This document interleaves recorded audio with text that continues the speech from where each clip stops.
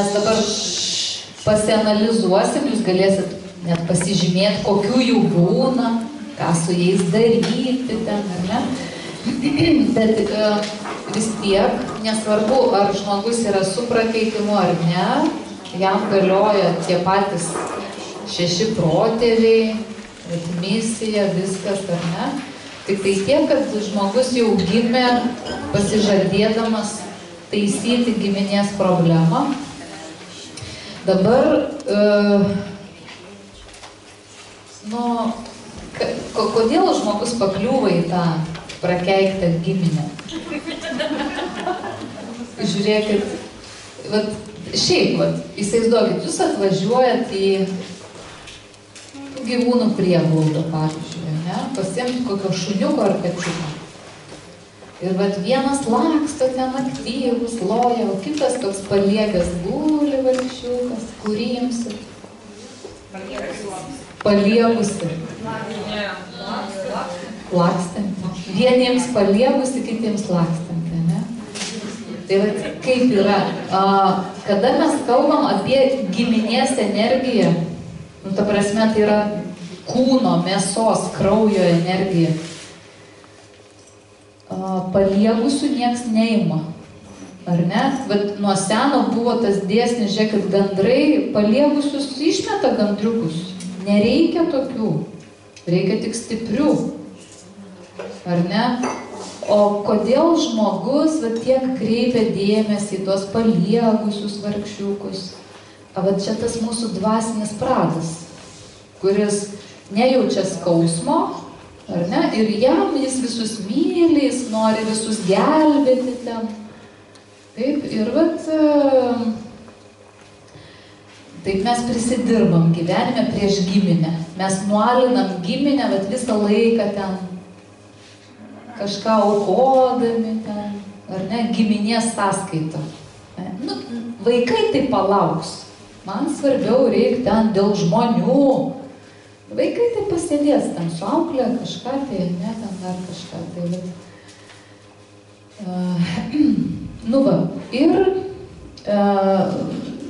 pavyzdžiui, pagal krikščionybę, kas yra prakeikimai, palaiminimai, mes daugumą krikščionimis gimėm, tai tokia teorija, kad palaiminimas ir prakeikimas turi tokius požymius. Tai pavyzdžiui, jeigu žmogus gimė palaimintoje giminėje, jeigu jis pats palaimintas, tai jis turės tokį iškilimą, o jeigu prakeikimą turi, tai jis bus pažemintas. Bet kokioje situacijoje, vieni eina ir visur juos visi pripažįsta, o kitas, kur beitų, visi taip, pažemina. Vaisingumas, nevaisingumas. Jeigu tu nevaisingas, tavo giminė jau prakeikta. Jeigu vaisingas, tavo giminė palaiminta. Ar ne, Biblijoje, tavo giminė bus palaiminta, ten jūs prisidauginsit, ar ne. Ligos. Jeigu tu jau sergi, jau čia prakeikimas. Jau tavo giminė prakeikta. Turtas ir skurdas. Jeigu tu turtingas, vadinasi, tu palaimintas. Jeigu tu skurde gyveni, vadinasi, tu prakeiktas jau. Pergalės ir pralaimėjimai. Aišku, kad pralaimi tie, kurie yra prakeikti. O tie, kurie palaiminti, tai tie jau visada laimi. Dominavimas ir pavaldumas kitiems. Tas, kuris dominuoja, tai tas jau palaimintas. Ir realiai žmogus, kuris yra prakeiktas, jis gyvena kaip uodega, o tas, kuris palaimintas, gyvena kaip galva. Jeigu aš kaip galva, aš pats viską sprendžiu, darau kaip noriu, o jeigu aš kaip uodega tik velkuosi visur iš paskos, tai jau aš esu prakeiktas. Ir prakeikimai, čia kol kas iš tos religinės pusės, ar ne? Tai pagal Bibliją prakeikimą gali uždėti pats Dievas, prakeikti žmogų. Už ką? Už ką? Už įstatymų nesilaikymą.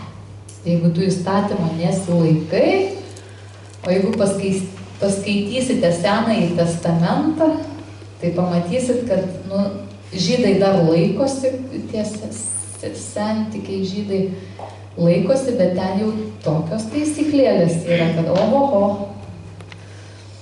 Va, tai, ir aišku, yra ta teorija, kad prakeikti gali kiti žmonės. Ne, bet ten sako, mane prakeikė. Bet vėlgi, mes kalbam apie giminės prakeikimus, ne? Nes kažkokį žmogų gali vieną prakeikti, bet tai gali neatsispindėti visai giminėje, ne? Ir dabar tie prakeikimai, mes irgi turim kartais tokių iliuzijų, kad nuo prakeikimo galima kažkaip ten apsisaugoti, kažkokiam energetiniam, ten visokiais, tai mes turim suprasti, kad yra tokie lygmenys ir apsisaugojimas turi būti atitinkamo lygmens, kokiam lygmenį tas prakeikimas ateina. O kas yra prakeikimas, tai pagal tikėjimą, ar ne, kad kažkas tau linki blogio. Ne? Bet jis tau linki blogio, kad jam būtų gerai. Ne? Bet kažkam nuo to gerai, o tau blogai, tau tai yra prakeikimas.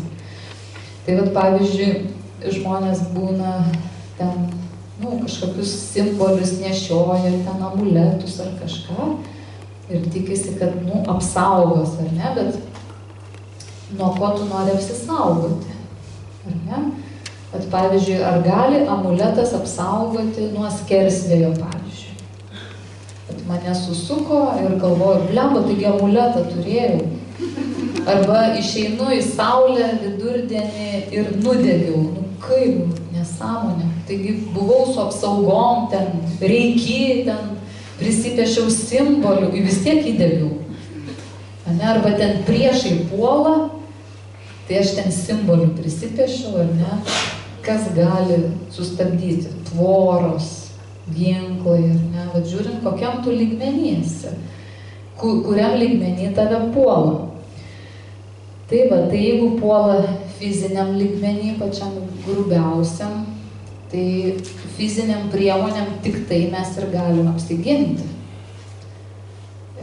Maldomis ar kažkokiais ten reiki simboliais, tu neapsiginsi. Ar ne? Nes ne ta platforma. Ar ne?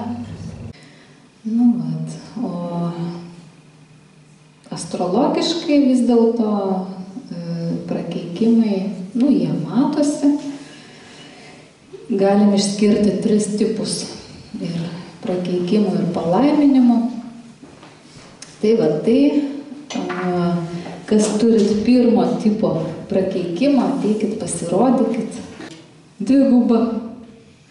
Tai čia paprasčiausio tipo. Tai yra, kada Lilit pakliūva į 4 būstą, tai rodo, kad tavo giminės karma yra, kažkas negerai ten.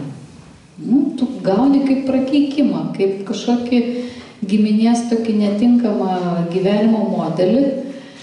Ir kol tu gyveni tame areale savo giminės, tol tu irgi darai tą patį. Tau užtenka tik pakeisti gyvenamąją vietą, kuo toliau, bet irgi tas kuo toliau. Suprantat, astrologiškai tas kuo toliau, ką aš ten žiūrėjau, Lietuva ir Cincinatis, pavyzdžiui. Tai ten skirtumas mažas. O jūs kur buvote, Cincinatyje? Ne. Šiaulių rajone. Ai, ne, Amerikoje te buvote? Paskui Ameriką, paskui Kauno rajoną, žadėjo Kauno miestą, parsivežti į rajoną. Tai čia dar reik žiūrėti. Kartais Lietuvoje būna toliau negu Amerikoje. Ne? Tai pabėgti iš arealo, kuriame jūsų giminė yra žinoma, kur įsišaknijusi ir jūs tiesiog, jūs prarandate tą įtaką, jūs pradedat gyventi savo gyvenimą, ir jūsų giminės irgi gali pamatyti, kad gal ir taip pabandyti, irgi eina paskui jūs ir išsisprendžia kažkokios problemos. Tai čia lengvai sprendžiasi. Tai Lilith jo, bet tada tu jau tada pats, ta prasme, kad tada jau giminė tau įtakos nedaro. Tavo Lilith gali pakliūti trečią būstą, tu pradėsi meluoti, pradėsi kažkur su žmonėm nebesusikalbėti kažkur. Arba į kitą pusę, į 5. būstą, meilė nebesiseka. Bet jau čia tavo asmeninė problema. Ten jau tu pats gali atidirbinėti, o čia yra taip, kad giminė tave taip veikia, kad tau tada nieks nesiseka. Nei meiliai, nei šeimoj, nei apskritai, žiūrint, kokie ten sugriauti modeliai yra. Leidžiam jums biškelį atsisėsti, pakviečiam antro tipo, gali sudėtingiau. Nes čia žmonės patys lenda, iki jau pakiša galvą. Bet čia yra tie, kurie turi juodą mėnulį Vėžy arba su mėnuliu susijungusi. Tai yra labai jautrūs žmonės, kurie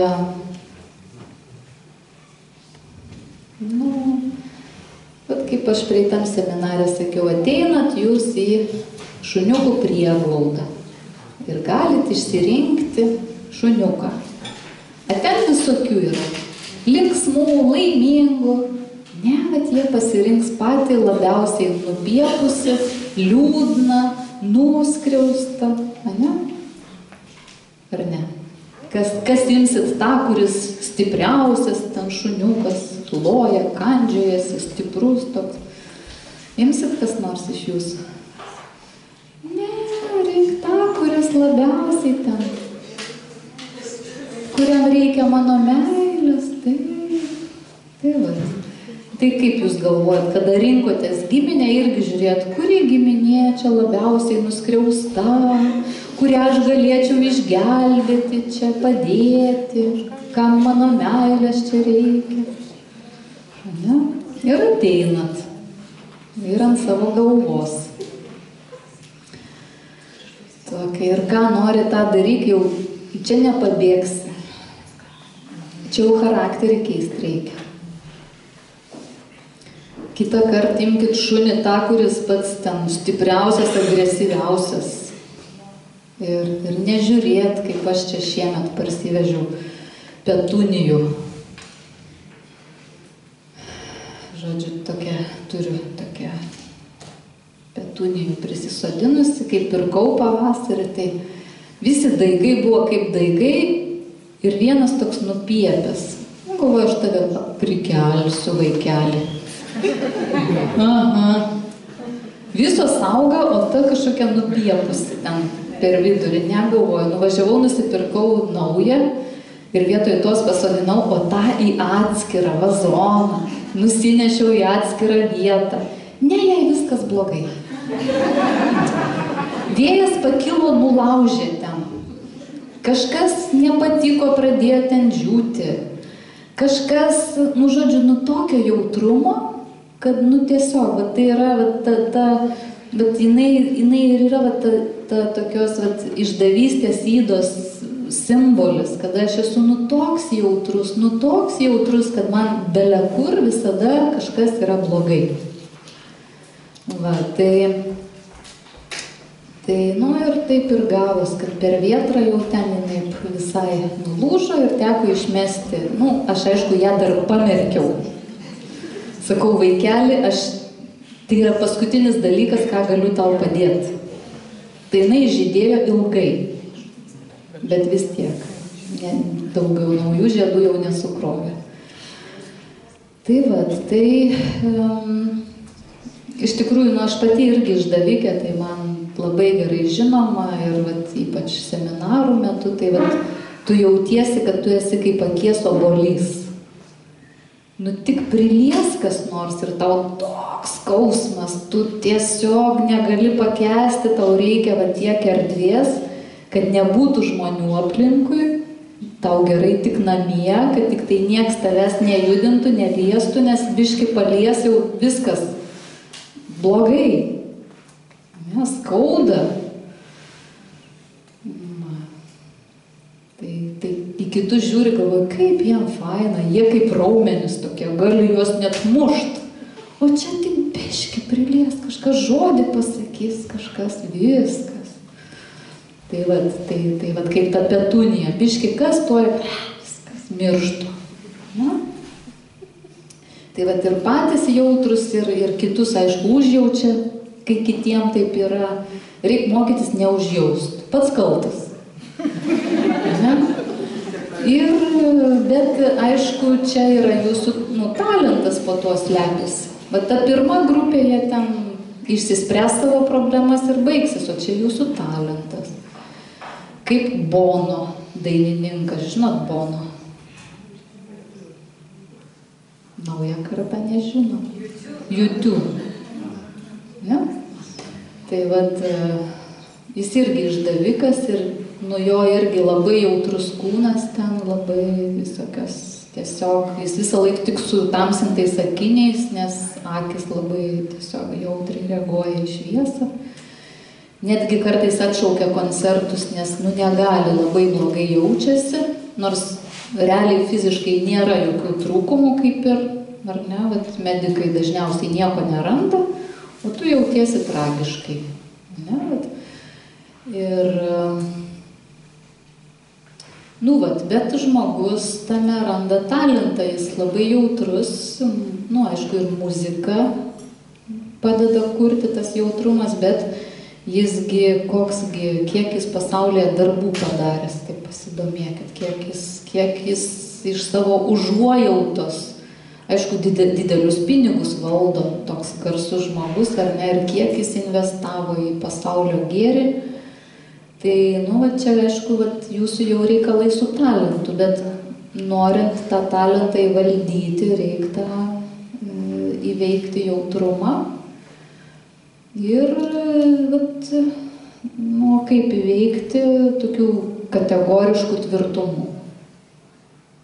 Mokėt pasakyti ne, pasistatyti sienas aplink, nu, kietų tokiu tapti, kaip jau sugebat kažkaip, taip, sutvirtėt, sukietėt.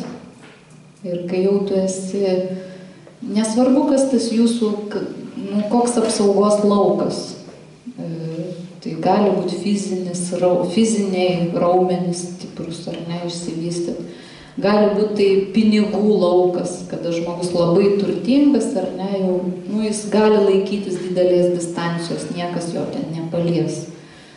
Nesvarbu, kas jūs saugo, ar ne, galbūt moteris vyrą kažkokį susiranda tvirtą, kuris neprileidžia nieko prie jos, nu, bet vat, kažkokį reikia tokį šarvą susikurti, būti tvirtų, kategoriškų. Na ir tada jau jūs nežiūrėsit į tuos kačiukus nupiepusius. Kam jums jo reikia? Jūs jam tiesiog maisto duokit ir viskas. Ten tegul kiti rūpinasi. Jūs galite paremti ten finansiškai, bet kam jums reikia to emocinio skausmo? Ne? Tai vat, ir jūs ateinat į giminę su tokiu emociniu skausmu, kad dabar aš jau čia visus gelbėsiu ir kenčiat ten kažkokį tai. Nu, aišku, kiekviena situacija yra individuali, bet vat, kažkas tokio bendro gali būti. Ar tiesa kalbu apie jūs, ar nelabai? Tiesa. O kam netinka visiškai? Gerai, tai va čia tokia sudėtingiausia situacija, nes tai yra jau susiję su jūsų apskritai visų įsikūnijimų misija. Nu, tiesiog čia slepiasi talentas. Reikia kažkaip įveikti tai. Ir tai susiję bus ir su giminė. Nu, aš irgi mokaus. Tokia turiu giminę, kuri, ypač brolis, tai jam atrodo, kad viską čia galima prašyti, visi už jį, nes jis tai laisvamanis. Už jį visi turi padaryti jo darbus ir kai pasakai ne, kaip įsižeidžia, ja, bet turi mokėti pasakyti taip, kad neįsižeistų, bet ir nenusileisti. Ne?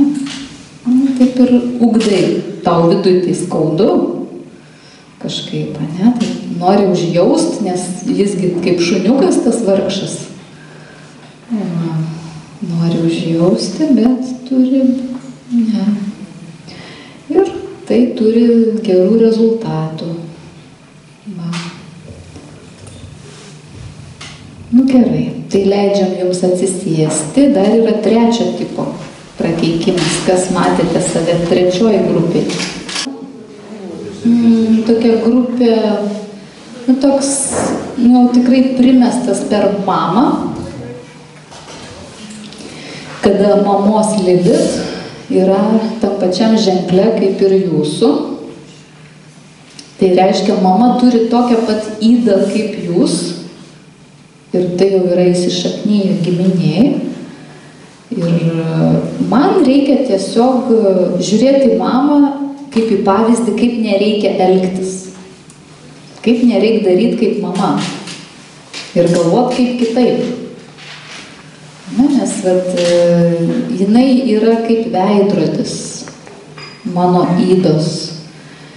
Ir aš pakliuvau į tokią giminę, kuri turi įsišaknyjusią mano ydą ir tai daugiau man yra kaip pamoka, toks kaip ir asmeninis pagelbėjimas, pavyzdys, kaip nereikia daryti, bet kada tu save su tuo identifikuoji, aišku, yra sunku to nedaryti. Nes, tau nuo mažų dienų kalė, kad tu turi taip daryti, taip. O tu paskui turi suprasti, kad ne, kitaip reikia daryti. Ir jeigu tu pradedi daryti kitaip, ir giminė pradeda matyti, kad geras čia sprendimas, kitaip. Sėsti, pažiūrėsim dabar į palaiminimus. Tai pirmo tipo palaiminimą, kas turit, ateikit, pasirodykit, kas tie laimingi. Tipas taip pat toks paprasčiausias, kol trečias. Tai čia yra toks palaiminimas, kurį gali prarasti, nes čia atvirkščiai, kol tu gyveni giminės areale, kažkas žino tavo giminę, jinai turi kažkokią autoritetą, kol tu ten kažką su giminė veiki, tol tave palaiminimas lydi. Kažkaip tau sekasi ten. Išvažiuosi, gal nebesisekti, kitur seksis, bet ne per giminę. Ne per giminę. Tai kaip jūs jaučiat? Ar turit kažką nuo giminės tokio? Verslą kokį? Autoritetą? Sveikatą? Ką kiti turi? Neturit? Lengvumą? Gerus žmonės aplinkui. Gerus žmonės. Čia tas pavyzdys, kaip pasakojau, kaip tas Juozas vadovas Martyno, ne? Tiesiog, kol tave giminė globoja, ten kaip mūrų visi viens už kitą, ne? Jūsų palaiminimas yra, sakau, toks prarandamas, kurį tu gali prarasti, jeigu tu išsikeli kažkur kitur. Gerai, dabar pakviesim antro tipo palaimintuosius. Jau čia tie tikrieji. Šita net niekur sakė, neįsiu, man čia patiko. Čia jau tie, kurie ir nepraras. Čia pas juos baltas mėnulis Vėžy. Baltas mėnulis Vėžy, kada tavo ryšys su tavo giminė yra kažkoks labai vertingas. Tai toks pavyzdys apie Jennifer Lopez. Žinot, dainininkė, aktorė. Dažniausiai žinot ją. Tai jinai yra puertorikietė, man atrodo, ne? Jo, puertorikietė. O ten, žinot, pas juos tradicijoje jau yra dainuoti, šokti, tai yra jų tradicija. Kaip pas mus ten prieš porą šimtų metų lietuviai ką bedarydavo, vis dainuodavo, šieną pjauna, dainuoja ten. Kažką, taip, o puertorikiečiai, aišku, ir temperamentas kitas, ir jinai, kada pradeda savo karjerą ten, tėvai lyg ir net prieštarauja, jinai eina būtent į šokių studiją vietoj mokslų, tėvai ten sako, ką tu galvoji, ten mama ypač iš namų net išvarė, bet jinai eina tuo giminės kraujo keliu, dainuoti, šokti. Ir jinai yra vertinga būtent tuo. Nebūtų jinai tokia puertorikietė ir ji būtų niekas. Ne, tiesiog ta kraujo linija, jinai kažką duoda. Čia irgi tėvas įkūrė tokį akmenų muziejų. Ir aš, jeigu einu tuo keliu, aš irgi galiu kažką, bet aš turiu iš to kažką padaryti. Ir čia yra užsitarnautas palaiminimas, bet matot, kaip yra giminė, jinai, kaip mes kalbėjom, per kraują, per mėsą, ne per dvasią. Dvasia jinai protinga, ten mąsto. Palaiminimas per kūną. Tu turi daryti kūnu tai, ką darė tavo protėviai. Ir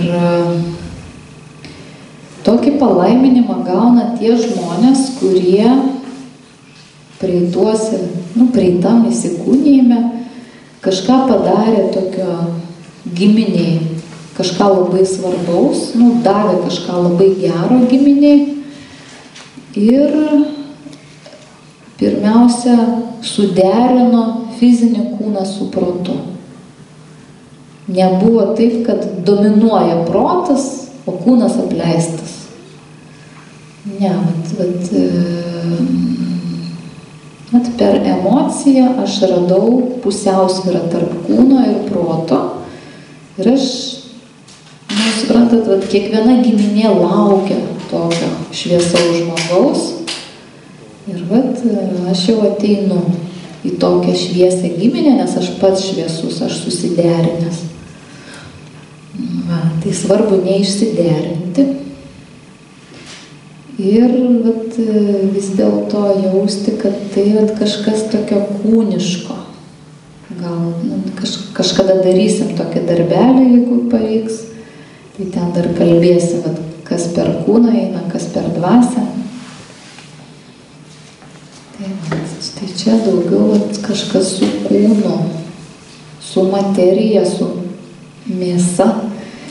Priversti tą mėsą taip elgtis, kad visi sakytų, vau. Kažką tai šokti, dainuoti. Kažką jausti, ko protu nesupranti. Ir tai visada turi emocinį pagrindą, nes tai, ką mes kalbam, tie genai, jie yra per žemai proto, jie neturi proto dar. Jie nesupranta taip, kaip mes galvoj, ką mąstom. Kūnas nesupranta, kodėl jūs dabar jį kankinat, stovit čia. Jis norėtų eiti ilsėtis, miegoti jau ten, pavalgyti normaliai. Jis nesupranta. Jūsų protas sako, stovėk. reikia taip, o kūnas, o kodėl? Aš jau noriu eit nestovėk. Va, tai vat, tas palaiminimas, jis yra kūniško pobūdžio. Kada kažkur kūno aš galiu kažką. Pamedituosit dar, bet pakviesim dar trečio tipo palaimintus. Tai trečio tipo, žiūrėkim. Čia yra tie, kurių palaiminimą gali uždėti tik tėvas, prakeikimą tik mama. Kokia neteisybė. Ne? Tai kada jūs gimėt, jūsų tėvui buvo laimingi metai. Kada jūs gimėt, jūsų tėvui grįžo baltas mėnulis į savo vietą, į savo ženklą ir jam tai buvo, taip nutinka tik kartą per 7 metus. Jam buvo toks džiaugsmas, kad jūs čia gimėt. Tai čia toks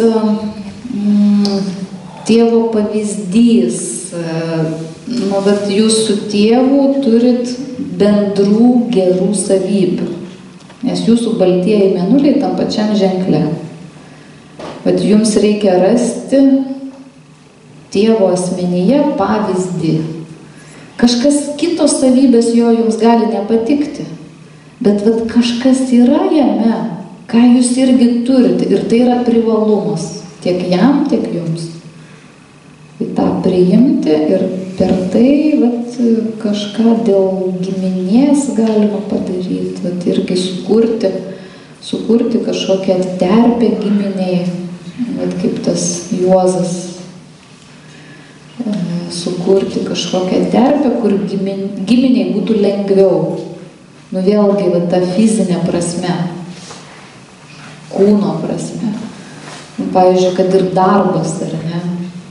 Kada, tau nereikia sukt galvos, ką daryti, tu jau turi, tau lengva, tau nereikia pačiam skintis kelio. Tai jeigu jūs tęsit tą tradiciją, nežinau, ar tėvai perdavė jums kažką tokio, ar einat tėvų keliu, kuris nors iš jūsų.